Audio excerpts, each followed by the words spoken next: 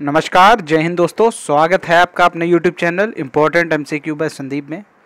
दोस्तों, आज के इस वीडियो में हम DLED थर्ड सेमेस्टर के मॉडल पेपर 18 लेकर आए हैं। इससे पहले मॉडल पेपर 17 तक अपलोड किए जा चुके हैं। अगर आपने वो वीडियो नहीं देखे तो नीचे डिस्क्रिप्शन में लिंक मिल जाएगा, वहाँ से आप ज़रूर देख लीजिए। और दोस्तों, आज का जो वीडियो है, आज का जो मॉडल पेपर है वो आयतन और धारिता स्पेशल है। इसमें मोस्टली प्रश्न, जितने भी प्रश्न हैं, आयतन और धारिता के हैं। तो वीडियो को पूरा लास्ट तक देखिए, क्योंकि आयतन और धारिता के मैंने आपको प्रश्न कम कराए हैं, इसीलिए मैंने सोचा आज एक पूरा वीडियो उस पर आधारित कर दूं, जो आपकी परीक्षा में बहुत ही ज़्यादा हेल्पफुल रहेगा। दोस्तों, अभी तक ज़्यादातर घन और घनाभ को ही ज़्यादा प्राथमिकता दी है, जितने भी क्वेश्चन पेपर आए थे अभी तक।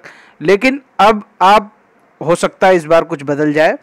एक दो क्वेश्चन हम बेलन के, शंकु के और भी जो हैं उन सब के आज हम क्वेश्चन यहाँ पर करेंगे, उनको अच्छे से समझाएंगे ताकि आप अच्छे से समझ सकें। तो चलिए शुरू करते हैं आज का वीडियो। अगर आपने अभी तक चैनल को सब्सक्राइब नहीं किया तो चैनल को सब्सक्राइब जरूर कर लीजिए। ऐसे ही मॉडल पेपर पाने के लिए चैनल को सब्सक्राइब करना जरूरी है।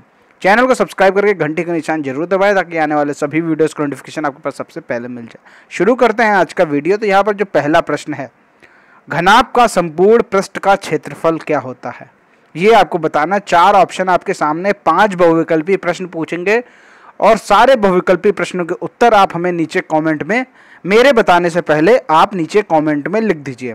घनाभ का संपूर्ण पृष्ठ का क्षेत्रफल क्या होता है? पहला ऑप्शन है लंबाई गुणे चौड़ाई गुणे ऊंचाई। दूसरा ऑप्शन है लंबाई गुणे चौड़ाई।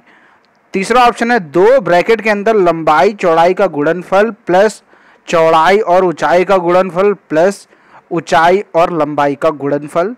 और ऑप्शन नंबर डी है अंडर रूट में L square plus B square plus H square, मतलब लंबाई स्क्वायर प्लस चौड़ाई स्क्वायर प्लस ऊंचाई स्क्वायर। तो इसका क्या सही उत्तर है? घनाभ का संपूर्ण पृष्ठ का क्षेत्रफल क्या होता है? घनाभ का संपूर्ण पृष्ठ का क्षेत्रफल होता है 2 ब्रैकेट में LB plus BH plus HL। ये है घनाभ का संपूर्ण पृष्ठ का क्षेत्रफल।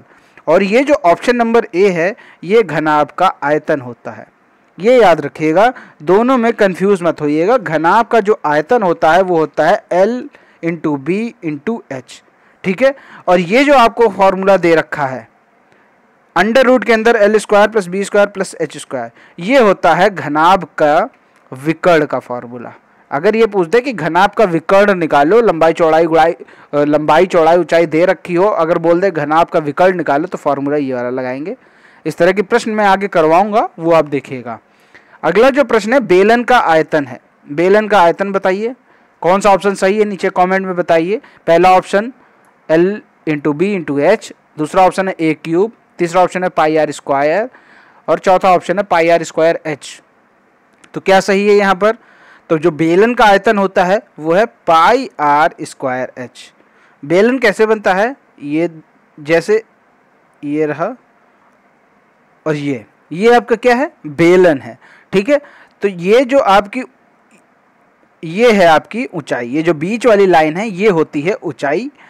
और ये जो है, आपको दूसरे कलर से समझाता हूँ, ये जो है, जो मैंने अभी दूसरे कलर से खींचा, हरे कलर से जो मैंने खींचा है, वो होती है त्रिज्या, ठीक है, जिसे हम कहते हैं ये जो आपकी आर है ये आपका है, ये जो मैंने अभी हरे से लाइन खींची है, और H जो है आपकी, वो जो बीच में लाइन खींची हुई है, ठीक है। ये चीज आप समझ लीजिए। आगे देखते हैं, अगला प्रश्न है अर्धगोले का आयतन है। अर्धगोले का क्या आयतन है? नीचे कमेंट में हमें तुरंत बताएं क्या आयतन होगा अर्धगोले का। A, B, C, D option कौन सा सही? अर्धगोले का आयतन है। देखिए यहाँ पर आपने गोले का आयतन पढ़ा होगा। गोले का आयतन क्या होता है? गोले का आयतन होता है 4/3 पाई आर क्यूब। ये है गोले का आयतन। लेकिन बात हो रही अर्धगोले का। तो अर्धगोले का मतलब उसको आधा कर दीजिए, नीचे 2 से डिवाइड कर दीजिए। 4 को 2 से डिवाइड करेंगे, 2 दूना 4, तो ये कितना होगा? 2/3 पाई आर क्यूब। तो इसका जो सही उत्तर होगा 2/3 पाई आर क्यूब। अगला प्रश्न है 1 लीटर बराबर है। बहुत बार आपको बता चुका हूं, बिल्कुल भी गलत नहीं होना चाहिए। सही उत्तर नीचे कमेंट में बताइए।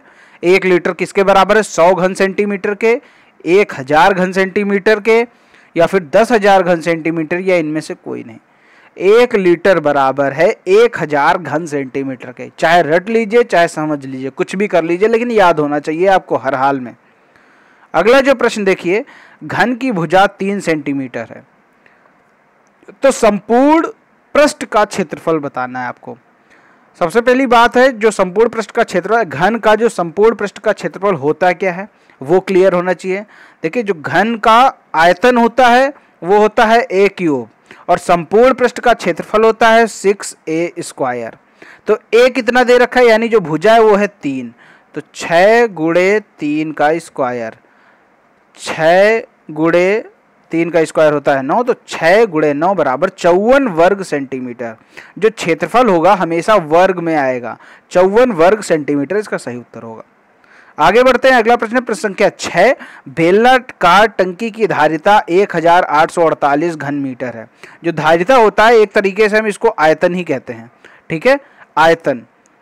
तो बेलनाकार टंकी की धारिता 1848 घन मीटर है, इसका व्यास 14 मीटर है। टंकी की गहराई ज्ञात कीजिए। तो हमें इसका फॉर्मूला मालूम होना चाहिए, टंकी का जो बेलनाकार टंकी है उसका आयतन क्या होगा या उसकी धारिता क्या होगी, उसका फॉर्मूला होता है पाई आर स्क्वायर एच। तो आपके पास यहाँ पर एच पूछ रहा है और इस पूरे की वैल्यू आपको दे रखी है 1848। अब आपको आर ये रखा है व्यास, व्यास है 14 सेंटीमीटर, लेकिन ये होता है त्रिज्या। जब व्यास है 14 तो त्रिज्या कितनी होगी, 14/2, क्योंकि आधी होती है ना, ये तो आपको मालूम होगा। जैसे ये वृत्त है, ठीक है, अब ये जो होती है ये त्रिज्या होती है। अगर हम इसको और बढ़ा दें तो ये होता है व्यास, यानी जो आपका त्रिज्या है वो व्यास का आधा होता है। जैसे अगर ये पूरा 14 है तो ये जो होगा ये होगा 7, ठीक है, ये जितना है ये 7 होगा और ये पूरा है 14। तो इसको आप देख लीजिए, ये हमने यहाँ कर दिया 7, 14/2, त्रिज्या जो निकल के सामने है वो 7। अब इसका फॉर्मूला रख दी पाई आर स्क्वायर एच। तो टंकी का आयतन 1848 था और पाई की वैल्यू होती है 22/7 और आर स्क्वायर है, तो आर कितना है 7, स्क्वायर का मतलब 2 बार गुणा, 7 गुणे 7, एच हमें निकालना है तो इसको ऐसे ही रख दिया।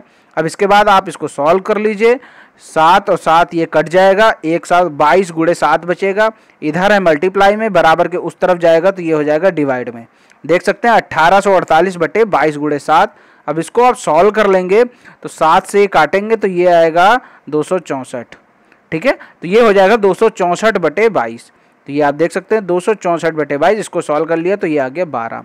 तो यहाँ पर जो टंकी की गहराई है, गहराई ये हो गई आपकी 12 मीटर, ठीक है, गहराई जो आई वो 12 मीटर। देखिए गहराई और ऊंचाई दोनों लगभग बराबर हैं, ठीक है। जैसे ये टंकी के रूप में यूज हो रहा है तो इसको आयतन की जगह धारिता कहते हैं, लेकिन हैं दोनों सेम, आयतन और धारिता दोनों सेम है, और जो गहराई है और ऊंचाई दोनों सेम है, इनमें कंफ्यूज मत होइएगा। अगला जो प्रश्न है, एक गोले की त्रिज्या 10.5 सेंटीमीटर, इसका आयतन और संपूर्ण पृष्ठ ज्ञात कीजिए। कुछ नहीं करना है, सिर्फ और सिर्फ फार्मूला लगा के सॉल्व कर देना। तो देखिए गोले का आयतन होता है 4/3 पाई आर क्यूब, अभी मैंने आपको बताया था, ठीक है, और अर्धगोले का आयतन होता है 2/3 पाई आर क्यूब, ठीक है।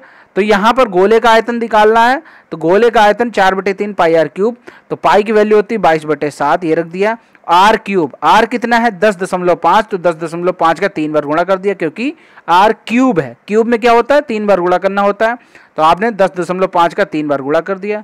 अब 7 और 3, 7 3 21, 21 से जब हम 10.5 को काटेंगे तो आएगा 0.5, यहाँ पर बचेगा 4 गुणे 22 गुणे 0.5 गुणे 10.5 गुणे 10.5।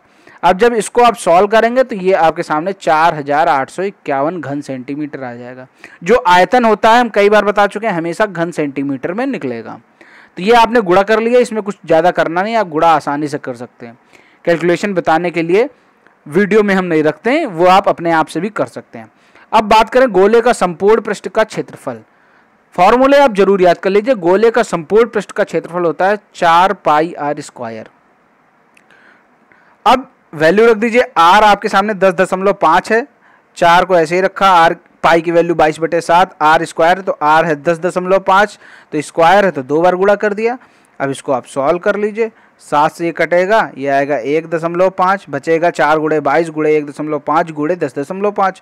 इसको जब गुणा कर दिया तो आपके सामने आ गया 1386 वर्ग सेंटीमीटर। देखिए यहाँ जो क्षेत्रफल था तो ये वर्ग सेंटीमीटर में आया, और जो आपका आयतन था तो वो आया था घन सेंटीमीटर में। देखिए आयतन में 3 चीज़ों का गुणा करना पड़ता है, यानी जो आर है, आर क्या होता है, ये सेंटीमीटर में दे रखा है, तो सेंटीमीटर गुणे सेंटीमीटर और गुणे सेंटीमीटर, इसको 3 बार गुणा कर रहे हैं इसलिए हम घन सेंटीमीटर लिख रहे हैं।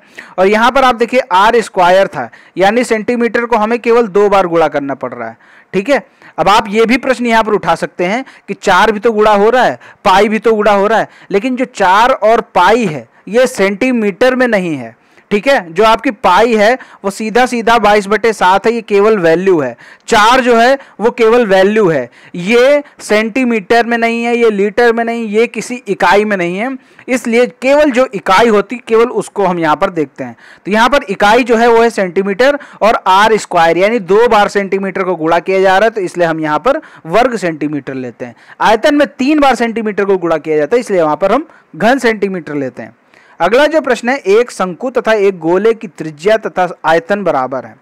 शंकु और गोले की त्रिज्या और आयतन दोनों बराबर हैं। गोले की त्रिज्या तथा शंकु की ऊंचाई का अनुपात ज्ञात करो। तो एक तरफ लिखिए शंकु का अनुपात और दूसरी तरफ लिखिए गोले का आयतन। तो यही तो बोला है, आयतन बराबर है ना, तो शंकु का आयतन और गोले का आयतन दोनों को क्या कर दिया, बराबर कर दिया। दोनों की जो फॉर्मूला है वो लगा दीजिए। शंकु का आयतन कितना होता है, 1/3 पाई आर स्क्वायर एच, और गोले का आयतन होता है 4/3 पाई आर क्यूब। अब यहाँ पर आप देखिए जो जो कटने लायक है उसको काट दीजिए। नीचे का 3 कट जाएगा, ऊपर का पाई कट जाएगा। यहाँ पर आर स्क्वायर है और यहाँ पर आर क्यूब है, मतलब आर स्क्वायर का मतलब है आर गुणे आर है, और इस तरफ है आर क्यूब मतलब आर गुणे आर गुणे आर। तो ये 2 कट जाएंगे, तो एक तरफ इधर बच जाएगा आर। इसका क्या मतलब है कि यहाँ पर बचेगा एच और यहाँ पर बचेगा 4/3 का 4 बचेगा और आर क्यूब का आर बचेगा। तो यहाँ पर आएगा h बराबर 4r। ये आप देख सकते हैं h बराबर 4r। अब लेकिन हमें किसका अनुपात निकालना है, गोले की त्रिज्या का और शंकु की ऊंचाई का। यानी जो गोले की त्रिज्या है उसको ऊपर रखना पड़ेगा और शंकु की ऊंचाई है वो नीचे रखना पड़ेगा। तो ये आप देख सकते हैं, गोले की जो त्रिज्या है ये ऊपर रखा है 4r और इधर है h, तो इधर h को उठाकर हम इधर ले आएंगे तो ये इधर डिवाइड में आ जाएगा, और ये जो 4 है हम इसको बराबर के इस तरफ ले जाएंगे तो 4 इधर डिवाइड में आ जाएगा। तो आप देखिए ये जो h है ये इधर डिवाइड में आ गया, r/h हो गया और ये हो गया 1/4। अब यहाँ पर कुछ नहीं था इसीलिए इसको 4 जब नीचे आएगा तो ऊपर कुछ ना कुछ रखना पड़ेगा, तो हम 1 रख लेते हैं क्योंकि 1 की कोई वैल्यू नहीं होती तो हमने 1 रख दिया। अब यहाँ पर जो आया आपका r/h बराबर 1/4। ठीक है, अब सीधा इसका अनुपात निकाल लीजिए। अब ये डिवाइड में है तो आप अनुपात आसानी से निकाल सकते हैं, r/h 1/4। तो इसका जो उत्तर आया आपका गोले की त्रिज्या और शंकु की ऊंचाई का जो अनुपात आया है 1/4। देखिए प्रश्न को ध्यान से देखा करिए, जैसी स्थिति में पूछे गोले की त्रिज्या तथा शंकु की ऊंचाई का अनुपात, यानी गोले की त्रिज्या पहले लिखी जाएगी और बाद में लिखा जाएगा शंकु की ऊंचाई। ये आप जरूर याद रखिए, क्योंकि अगर आपने इसको उलट दिया 4h/r लिख दिया, अगर आपने 4:1 लिख दिया आपने तो ये गलत हो जाएगा, क्योंकि ये आपसे पूछा ही नहीं है। आपका ये सारा कैलकुलेशन करना बेकार हो जाएगा, आपको 0 नंबर मिलेगा। इसीलिए इसको आप, इसका जो क्रम है वो क्रम जरूर याद रखिएगा। गोले की त्रिज्या पहले है तो गोले की त्रिज्या आपको पहले ही लिखना पड़ेगा। चलिए आगे देखते हैं। अगला प्रश्न है, लंबाई 7, चौड़ाई 3, ऊंचाई 280 सेंटीमीटर, तो कमरों की चारों दीवारों का क्षेत्रफल बताइए। तो यहाँ पर सबसे पहले आप देख लीजिए जो सारी इकाई हैं एक ही हैं कि अलग अलग, ये मीटर है, ये मीटर है, ये सेंटीमीटर है। तो मीटर ज़्यादा है सेंटीमीटर कम है, तो ऐसा करते हैं सेंटीमीटर को ही हम मीटर में कन्वर्ट कर लेते हैं। 100 सेंटीमीटर बराबर होता है 1 मीटर, तो 280 सेंटीमीटर बराबर होगा 2.8 मीटर।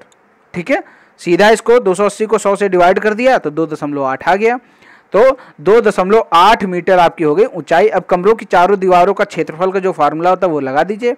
2 ब्रैकेट में लंबाई प्लस चौड़ाई गुणे ऊंचाई, तो लंबाई और चौड़ाई 7 है, 3 है और ऊंचाई है आपकी 2.8।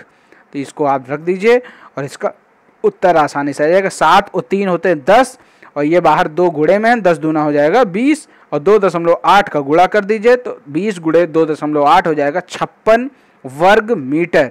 यहाँ पर वर्ग मीटर क्यों लगाया गया, मैंने बताया ना, क्षेत्रफल जो होता है वहाँ पर वर्ग मीटर लगाते हैं।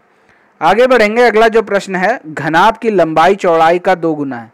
जो लंबाई है वो चौड़ाई का 2 गुना है, ऊंचाई चौड़ाई की आधी है। यदि चौड़ाई 6 मीटर है तो घनाभ का विकर्ण ज्ञात करो। तो यहाँ पर ना तो लंबाई दी है और ना ही ऊंचाई दी है, सिर्फ चौड़ाई दी है, लेकिन उससे जो रिलेशन है वो यहाँ पर दे रखा है।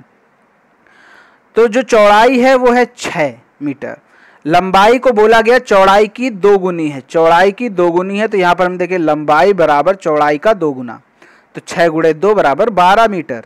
ऊंचाई है चौड़ाई का आधा, तो 6/2 ये हो जाएगा 3 मीटर। तो ये आप देख लीजिए, लंबाई मिल गई 12 मीटर, ऊंचाई मिल गई 3 मीटर, चौड़ाई तो पहले ही दे रखा है 6 मीटर। अब घनाभ का विकर्ण वाला फार्मूला लगा दीजिए, वही फार्मूला होता है, अभी मैंने आपको बताया था, अंडर रूट के अंदर L² + B² + H²। तो यही फार्मूला हमने यहाँ लगा दिया। ये देखिए 12², 6² और 3², इन सबको क्या किया, आपस में जोड़ दिया और अंडर रूट कर दिया। तो 12 का स्क्वायर होता है 144, 6 का स्क्वायर होता है 36, 3 का स्क्वायर होता है 9। तो यही यहाँ पर किया गया है, 144, 36 और 9, इन सबको जोड़ दिया तो 189 आया। अब 189 तो किसी का स्क्वायर होता ही नहीं है, तो हम 189 को तोड़ने की कोशिश करते हैं, किसी स्क्वायर के फॉर्म में तोड़ने की कोशिश करते हैं। हम ये देखेंगे सबसे पहले कौन सा स्क्वायर आता है, 2 का स्क्वायर होता है 4, तो देखते हैं ये 4 से भाग हो जाएगा, नहीं होगा। अब दूसरा जो स्क्वायर होगा 3 का स्क्वायर होगा 9, तो देख रहे हैं ये 9 से भाग हो जाएगा, जी हाँ 9 से भाग हो जाएगा, 9 गुणे 21। तो 189 को हमने तोड़ लिया 9 गुणे 21 में, 9 जो होता है वो 3 का स्क्वायर होता है, तो 9 को हम बाहर कर लेंगे। तो ये देखिए 3 बाहर आ गया और अंडर रूट में 21 पड़ा रहेंगे, क्योंकि 21 तो किसी का स्क्वायर होता नहीं और ना ही 21 को हम किसी के स्क्वायर के फॉर्म में तोड़ सकते हैं। तो 3 अंडर रूट 21 मीटर, ये आपका आ गया विकर्ण घनाभ का।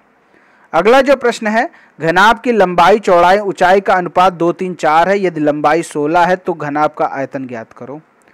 तो हम यहाँ पर क्या करेंगे, सबसे पहले हमें केवल लंबाई दी है और लंबाई चौड़ाई ऊंचाई का अनुपात दे रखा है, घनाभ का आयतन दे रखा है। आयतन आपको मालूम है, लंबाई गुणे चौड़ाई गुणे ऊंचाई, लेकिन ये फार्मूला तो तब लगेगा जब हमें लंबाई चौड़ाई ऊंचाई तीनों चीज़ें मालूम हो। यहाँ पर तो केवल अनुपात दे रखा है और लंबाई आपको 16 दे रखी है। तो हम क्या करें, इन सबको x के फॉर्म में मान लें कि ये जो लंबाई है 2x है, चौड़ाई जो है 3x है, जो ऊंचाई है वो है 4x। तो यहाँ पर आप देखिए जो लंबाई है 2x हमने मानी, लेकिन जो 2x है उसकी वैल्यू भी दे रखी है कि लंबाई 16 है। हमने लंबाई मानी 2x और लंबाई दे भी रखी है 16, तो इसको हम 2x को 16 के बराबर कर लेते हैं। लंबाई को हमने कर दिया 2x बराबर 16, तो ये जो 2 है ये बराबर के उस तरफ जाएगा, तो 16/2 हो जाएगा, x की वैल्यू आ जाएगी 8। ये आप समझ गए, क्योंकि ये जो 2 है ये 16 के बटे में चला जाएगा, 16/2 हो जाएगा, 2 8 16, तो x की वैल्यू आ गई आपकी 8। अब चौड़ाई जो थी वो 3x थी, तो 3x में हमने x की वैल्यू रखी 8, तो 3 8 24 हो गया।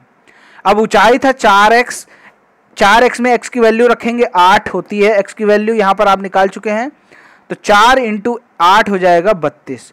तो आपके सामने लंबाई चौड़ाई ऊंचाई तीनों चीज़ें मिल गई, लंबाई है 16, चौड़ाई है 24 और ऊंचाई है 32। अब सीधा आप आयतन निकाल लीजिए, आयतन का फार्मूला तो लंबाई गुणे चौड़ाई गुणे ऊंचाई 16 × 24 × 32 और उत्तर आया 12,288 घन मीटर। कितना आसान सा प्रश्न था, कुछ नहीं करना है, सिर्फ और सिर्फ जितने भी आयतन और धारिता के जो प्रश्न हैं उसमें सिर्फ और सिर्फ आपको फार्मूला लगाना होता है, और थोड़े बहुत से ऐसे अनुपात वाले टिपिकल क्वेश्चन आ जाते हैं, तो इन सब की प्रैक्टिस मैं आपको करा ही रहा हूँ। आपको किसी भी तरह की कोई दिक्कत नहीं होनी चाहिए मैथ में। अगर कोई समस्या है तो नीचे कमेंट में हमें ज़रूर बताइए, शर्माइए बिल्कुल नहीं। अब यहाँ पर आपके लिए जो प्रश्न है, प्रश्न को अच्छे से देख लीजिए और इसका उत्तर हमें नीचे कमेंट में ज़रूर बताएं। त्रिभुज की लंब रेखा 4 मीटर है और आधार 7 मीटर है, त्रिभुज का क्षेत्रफल बताइए। इसकी हम थोड़ी सी आपकी हेल्प कर सकते हैं। अब आपको हम ये बता सकते हैं कि लंब रेखा क्या होती है। जैसे मान लीजिए हमने ये त्रिभुज खींचा, तो ये जो नीचे की रेखा है ये तो आधार है आपकी, और जो लंब रेखा शीर्ष से सीधा 90 डिग्री का कोण बनाती है, कोण। ये जो आपकी जो हमने अभी रेखा खींची ये वाली, ठीक है, तो ये कहलाती है लंब रेखा। अब जो समकोण त्रिभुज होता है इसमें ऑलरेडी लंब रेखा होती है, इसमें खींचने की जरूरत नहीं होती। लेकिन जो साधारण त्रिभुज होते हैं इसमें आपको लंब रेखा खींचने की आवश्यकता होती है। शीर्ष से सीधा आधार पर 90 डिग्री का कोण बनाती है, वो कहलाती है लंब रेखा, ठीक है। तो इसका क्या वो होगा सूत्र के हिसाब से आप लगाइए इसको, और इसका सही उत्तर नीचे हमें कमेंट में ज़रूर बताइए। दोस्तों उम्मीद करता हूँ वीडियो आपको पसंद आया होगा। वीडियो अच्छा लगा हो तो वीडियो को लाइक करें, शेयर करें, और चैनल को अभी तक सब्सक्राइब नहीं किया है तो ऐसे ही मॉडल पेपर पाने के लिए, हर सब्जेक्ट के मॉडल पेपर पाने के लिए, यूपी टेट और शिक्षक भर्ती की तैयारी करने के लिए चैनल को जरूर सब्सक्राइब करें और घंटी का निशान जरूर दबाएं, ताकि आने वाले सभी वीडियोस का नोटिफिकेशन आपके पास सबसे पहले मिल जाए। मिलते हैं अगले वीडियो में, तब तक के लिए जय हिंद, जय भारत।